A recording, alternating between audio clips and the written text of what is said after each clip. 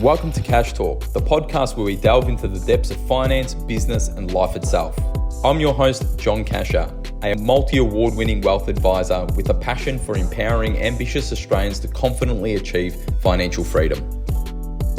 Hey everyone, before we get started, this is a quick reminder that everything in this podcast is of a general nature and nothing has been tailored to your personal circumstances. So please seek personal financial advice before acting on this information. And welcome back to Cash Talk. And today I'm joined by Mason Thorn. Mason, how are you, mate? I'm good, thanks, mate. How are you? Yeah, not bad, mate. Not bad. I've been training the house down, feeling a little bit lighter, which is good. Started to pick up boxing, which is really good, and introducing a lot more walking into my overall health thing, mate. You done the Melbourne Marathon? How was that? Yeah, just finished the Melbourne Marathon a couple of weekends ago. That was challenging. Challenge is a good challenge, but I made it. But I think I've been trying to increase my step count as well, because I feel being someone in an office environment, when you actually really track it, you sort of see how little steps you do. And it's like, it's a bit of eye-opening exercise. Like, I'm definitely not hitting that 10,000 target that it's sort of like that standard that everyone recommends. So it's something I'm really focusing on now, and I'm still sort of struggling to meet it sometimes as well. Did you aim for that PB? What did you do? At the Melbourne Marathon? I tried to get under 2 hours. So that's... Okay. In my head, it's like, I've got to get under 2 hours. I keep doing these half marathons to get under 2 hours. Just can't quite get there yet. Okay, so still a work in progress. Still a work in progress. It was just over 2 hours, so I'm nearly there. Yeah. But I think hopefully next year's the year. Yeah, mate. Well, good on you for doing it anyway, mate. I reckon I'd go about 10 metres before falling over. But today we're not going to be speaking about marathons and health. Today we're going to be talking about something that has been coming up more and more and more, especially with the moving parts in superannuation. And that's around the alternatives around investment bonds and how they work as an alternative to superannuation. Now, Mason, I know you're very passionate about making sure that our clients' money is in the right buckets at the right time, and also that investment bonds are becoming a bit more of a flavour in a lot of people's plans. So, what's an investment bond? Give me the short version for people. They can go. We'll put a link at the bottom of this podcast as well in regards to some reference points around investment bonds. But Mason, what are they? How do they work? I think the best way to think of an investment bond is another tax structure, similar to superannuation. So inside an investment bond, you can invest in a number of different assets, whether that be cash, your bonds, your shares, your property indexes, these types of things, all available inside an investment bond. But like superannuation, they have different rules too. So different tax rules, different contribution rules. So quite a complex product, but once you get your head around them, they can be a really attractive, maybe not an alternative to superannuation, but an additional add-on, if you will, to someone's wealth creation plan. So people often come to us and say, I don't believe in superannuation. It's a rot. It's moving the goalposts. Is that the same with investment bonds? Do goalposts get moved? And obviously I know what you think about superannuation. So maybe if you can just cover both for me. Yes, well, there's a very common thing that we hear that, I don't believe in superannuation. The government will change the rules. I won't even be able to access it. The government will take my money. I've heard it all in my time. Yes, the rules do change quite a lot inside superannuation, and they will continue to change. It's a very attractive thing for the government to look at because all Australians have it. So it's a quite attractive thing to sort of look at. And there's a lot more money coming in every year from it. There is so much money going in there. So the government's seeing this big pool of money, and there is incentives for the government to do these things. But there's also an incentive for the government to keep it attractive too, because that's what it's there for, to reduce ultimately their age pension bill. That's what they want to do long term. And if you look at your tax returns, everyone, go have a look at where the majority of your tax is going to, and it's going to welfare and it's going to social security, aka Centrelink aged care benefits and other benefits. And other things, absolutely. Yeah. So, superannuation, we love superannuation. But yes, but in terms of investment bonds, the rules haven't changed for a very, very long time. Not to say they can't, it's just that they don't really change often, because they used to be called insurance bonds. And so they're part of the Insurance Act. That hasn't changed in a long time. So that act, I think that act's from maybe the 70s or 80s. Yeah. And yes, there's little amendments here and there, but it hasn't changed for a very, very long time. But that doesn't say it can't. Like all things, property, the rules around property change all the time too. So the government can always tinker these things. But probably you don't see it as much in the media as you would with superannuation. That's all. So when you talk about tax structure, Mason, you were mentioning it before. What are the kind of tax advantages and things around this structure? Yeah, so one of the major tax benefits that we get for our clients is there's no assessable income in your own name because it's taxed internally within the bond. And the tax rules within the bond can get quite complex. So I like to say there's a maximum tax rate of 30%, but often it can actually be under 30%. So it's just a blanket rule 30% tax rate. There are certain things sorry, go. And how does that work, Mason, when you say maximum? Yeah, like there's obviously means that in some cases they're paying less. How does that happen? Yeah, it's a good question. So because there's many different investors inside these bonds, what the bond managers can do, so there's a few different bond managers in the market, but what these bond managers can do, they can offset certain gains within the bond with other investors and these types of things to help lower the ultimate tax that you pay at the end of the day. So it might be, I think some years, some investment options might be taxed at, say, 18%. So it's very close to superannuation. So you can see where it becomes really attractive. But as a general rule, just think 30% because I think it's always good to be conservative when estimating tax. Like, okay, I think I'm going to pay 30%. Anything less than that's a real bonus. Yeah, because that goes on top of the return, everyone. So because it's getting inside the fund, you don't see the tax benefit as per se. It's just you're getting more of a return from the direct return minus the tax is then what you get. Yeah.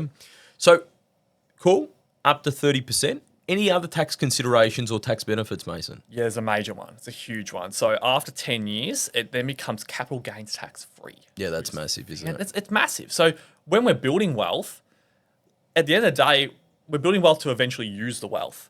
And if we're building wealth in our own personal names, one of the big implications is when we sell down an asset, we have to pay capital gains tax if we've made some money on it. So a very common example is with property because a lot of people invest in property and things. So you see that capital gains, and those bills can be in the hundreds of thousands of dollars, which is massive for a family building wealth. So I'll build all this wealth and I have to pay it back to the government.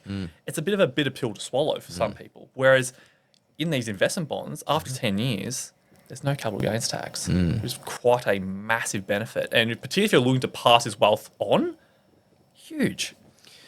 So it sounds pretty cool, Mason. I don't pay tax on the money. Someone else pays the tax on the money, often cheaper than, say, the average, which is 30, 37, 45, whatever you're paying outside.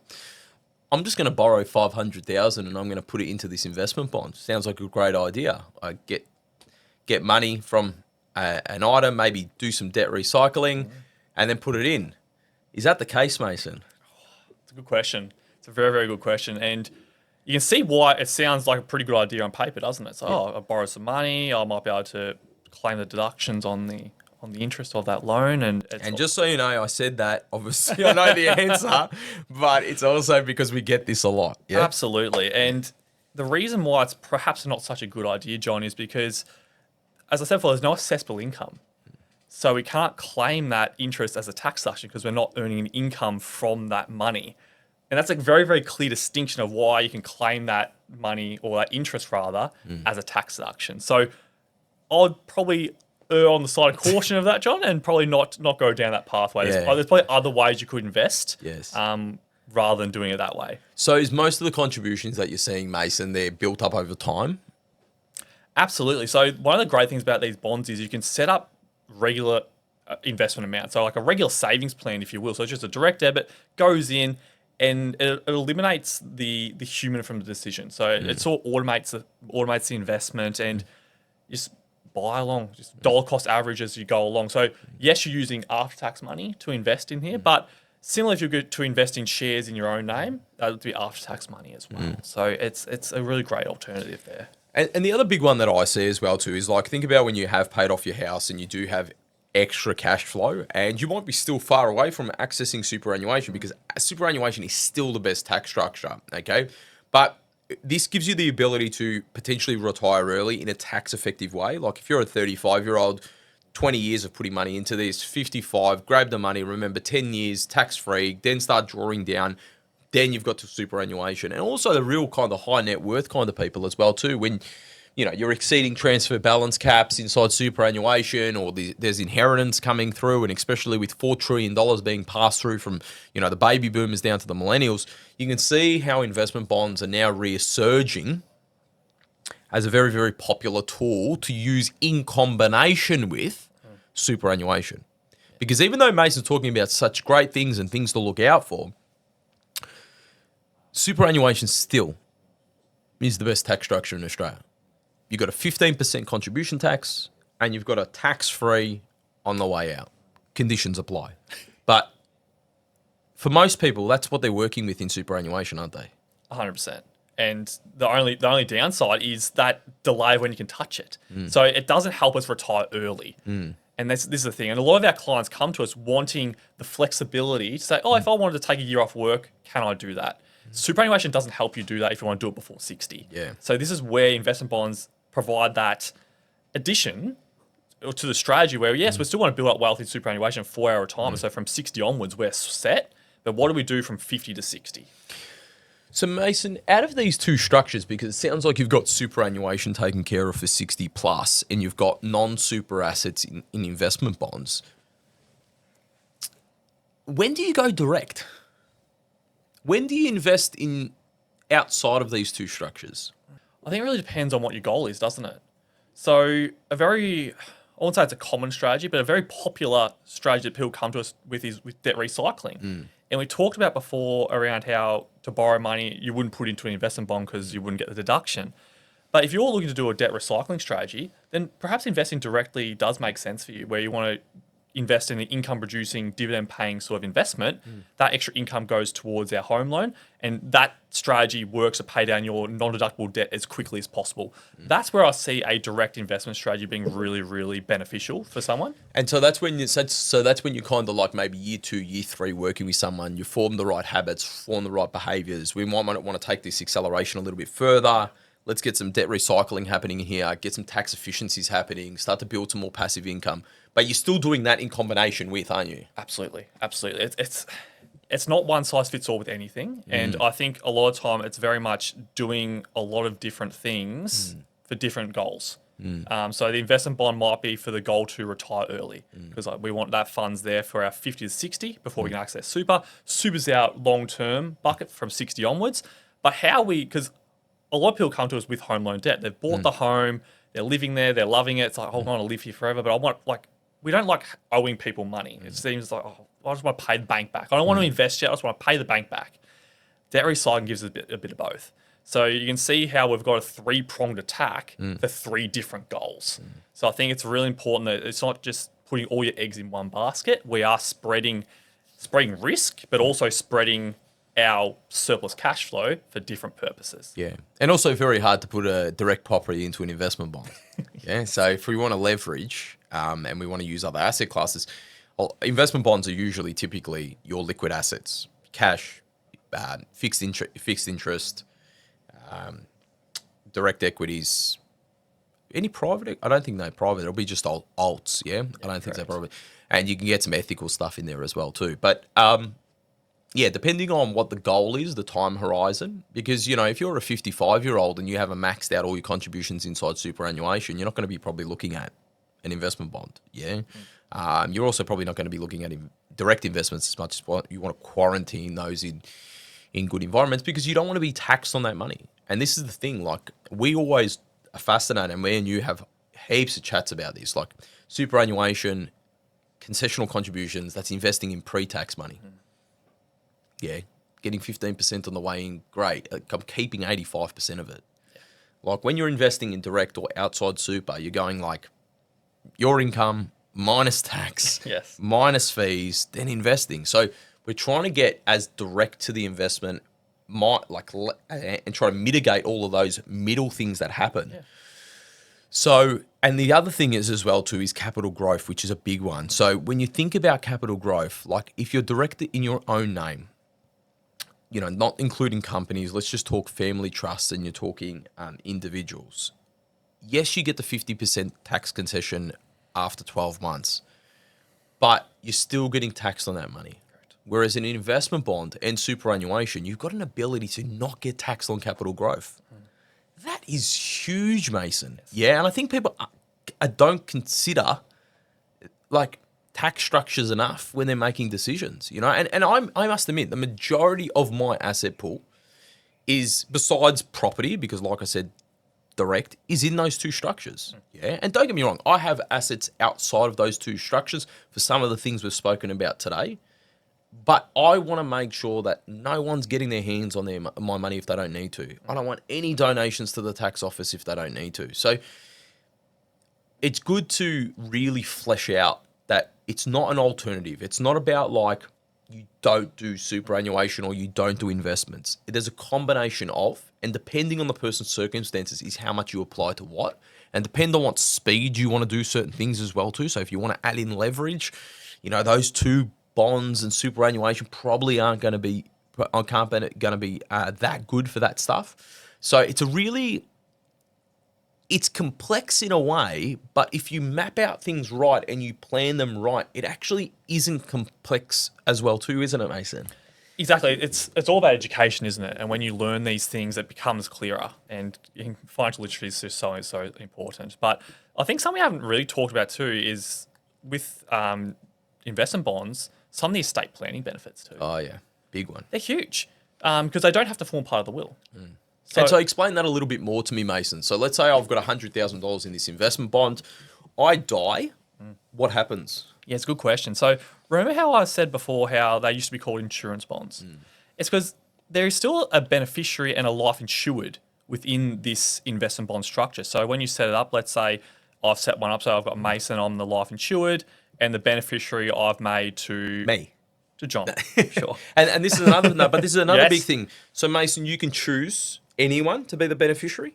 Yes. Yeah. So for Yes. example, like what I'm just trying to say is like superannuation. Remember, the beneficiary of superannuation either needs to be a dependent, and then they're taxed a certain way, and if it's a non-dependent, it's taxed another way. Whereas in investment bonds, it's not like that. No, it's not. It typically goes to the beneficiary tax-free. Which is fantastic. And where I love using an investment bond is, let's say I want to pass on to my grandchildren some money. So it's not as simple as, oh, I'm going to put this money in the will and this money goes to the grandchildren, because it can be challenged quite easily. And sometimes the kids want to hold on to the money for whatever reason. We know that we've all heard stories, yeah? But I want $10,000 to go to my 3 grandchildren. I've set up investment bonds. I've named them the beneficiary of the bond. So upon my death, it goes directly to them. It bypasses the will. It's a fantastic estate planning tool in that regard, I find. Mason, do you know, does it get liquidated, or can they continue with it? That's a great question. It doesn't have to get liquidated. You can decide to. You can say yes, pay it out to them, but you might, and I think I would, knowing from the side of work I do, I love my grandchildren to keep investing. It's like, oh, I just keep it, and maybe tell them about it. Say, hey guys, I've set this up for you guys. I want you to keep going with it. This is an investment. You can see how money grows. It's a bit of a teaching tool too. Because I think often it gets left to schools to educate children on investing and things, and you just don't learn it. Then you learn from your parents, but grandparents can play a great role in that too. Imagine compounding something over 3 generations. Exactly. It's huge. And so Mason, like just going back to like superannuation, just because we're talking about estate planning and stuff like that, like when it comes to beneficiaries, so what are the rules around beneficiaries in regards to superannuation? Because there's benefits in regards to investment bonds. Obviously, the stuff in your own name, it just gets formed inside your estate. Superannuation, how does that work? Who can you nominate to? And is it formed a part of the estate? Oh, this is a massive kettle of fish. It's huge. You can see where things go wrong. And it all comes down to dependency and independency. So who can I choose? Let's start with there. So I'm the superannuation beneficiary, and if you've seen a form before, it'll say this, but who can I choose? So you can choose, the most common one's your spouse. You can choose your spouse. Children. Yep. Pick out children. Not your pet. Not your pet. And typically not friends and family and things, unless there's an interdependency relationship there. So let's say your friend was also your carer, and they're financially dependent on you. You can nominate them as a beneficiary. So that's where it gets a bit murky. We're all around that interdependency relationships. Cool. And then the last one, just for everyone to know, is you can nominate your legal personal representative as well too, okay? Which then points it to the estate. Okay, Correct. to then be governed with what's going in the estate. Now, there's also tax considerations when you're doing all of this stuff, which is very important. And people just tick these boxes not really knowing, but there is tax considerations that need to be done there. So, Mason, you can see where the interdependency then causes an issue because, like, for example, people might all put their hand up that that they're dependent on that person, but there's some really governing rules on the superannuation trustees on this. Now, just so everyone knows, there's a binding nomination and there's a non-binding nomination. Binding, non-binding. What's the difference? Yeah, so binding is the trustee needs to follow that request. So it's binding, and that's why you need to get witnesses signed on that because they're a pretty full-on document. And it needs to be, so they have to do it. Therefore, the nomination needs to also be valid. Correct. Yeah, so you got to think about it. So if I nominated Mason, it'd be hard for him to prove that he's interdependent of me. We don't live in the same house. There's no kind of...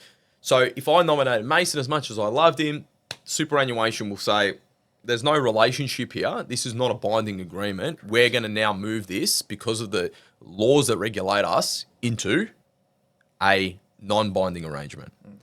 What's non-binding, Mason? Non-binding is, so they look at the nomination, say, oh, okay, yep, John's nominated Mason as the beneficiary here. However, we don't believe that is the most suitable. And then the trustee will take it upon themselves to decide where that money goes. Yeah. So like in this example, so John, you're married. So it's a much more logical thing for the trustee. So actually, the money's going to go to your wife rather than to Mason. And I can have a non-binding nomination as well too. I can say, listen, it's my preference. This is with my preference for it to go to my 3 children. Now, because it's still up to the superannuation trustee. They might say, yeah, that's good and all well, but your kids are still young, and this is going to go to your wife. Yeah.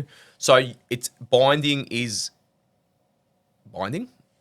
Non-binding is still to be decided by the superannuation trustee. And this is why investment bonds as well, going back there, it's sometimes much more clearer. Yes. Yeah, this is what we want to happen. Yes. This is what we want to do. So estate planning is a big piece. So they are very important. We do a lot in this space. It is a part of making sure we're not only building wealth for our clients in the most tax-effective way to achieve their lives and live a financially free life, but also as well too to make sure that it stays within the family. And Mason, as we find our clients continue to move up the stages of financial well-being, going from sometimes challenge to comfort, from comfort to growth. Growth is where you've got good surplus in cash flow, you're paying down debt, you're building wealth, and then get to freedom, which is you've got your house paid off, and then you've got passive income beyond your lifestyle requirements. Once you're above that, and then you're then to abundance, you've got more than what you need, and you're looking to build wealth beyond you. Estate planning is number one. Absolutely. And we actually had a conversation with a potential client yesterday, and we were going through, what are we building this all for? He's doing very, very well for himself. And it's like, what are we doing this all for? So, hopefully, I want to be able to give my kids a leg up. It's like, I don't want them to not work, but I want them to feel like they're financially secure. So what he's doing it for is ultimately for his children. So if his estate planning is not all in order, then... And he's coming out of a divorce as well too. There's other marriages. He's a business guy, so there's other risks. It's like, I've made all of this, but I don't want it to go to other people. I want it to go to the people I want to. If something happens and I die and I'm no longer here, I want it to go to the people I want to. Because how many people will put their hand up, debtors, this, that. Estate planning is huge. It's massive. And it's not just a piece of paper. Yeah. No. And so, yeah, really, really good one to pick up, Mason. But I wanted to really flesh out that this isn't investment bonds, direct investing, they all have their place. Superannuation, all have their place. And it's around orchestrating that in the most beneficial way to achieve financial freedom and live a fulfilled life. You don't want to be putting too much into superannuation if you want to retire when you're 50. You're not going to have access to it for 10 years. Yeah. So, and you want to be making sure that if you're investing in property where you've got enough on the sidelines to be able to take on opportunities, you can't sell a bathroom if you need to. There's all of these considerations that happen. That's why I say sometimes it's a really complex thing, but if you have a thought out plan, you remove the emotion and you base your decisions on logic and stick to them, align to your goals and what makes you fulfilled, you'll achieve a financially free life. And that's what we do every day. And we see this happen over and over and again. our clients sticking to the plan, making decisions based on logic, listening to our advice, leveling up when they need to. And, you know, the most humbling thing is when you see it all come out the way that it was planned. It's a beautiful thing. So, Mason, thanks for jumping on today. It's been a really, really great one. Hopefully you're enjoying these podcasts. And if you are, make sure you subscribe to our YouTube channel. Also follow us on the socials as well too. And be sure to send these to your friends and family as well too. Until next time, thank you, Mason. Thanks for jumping on. Thanks, John.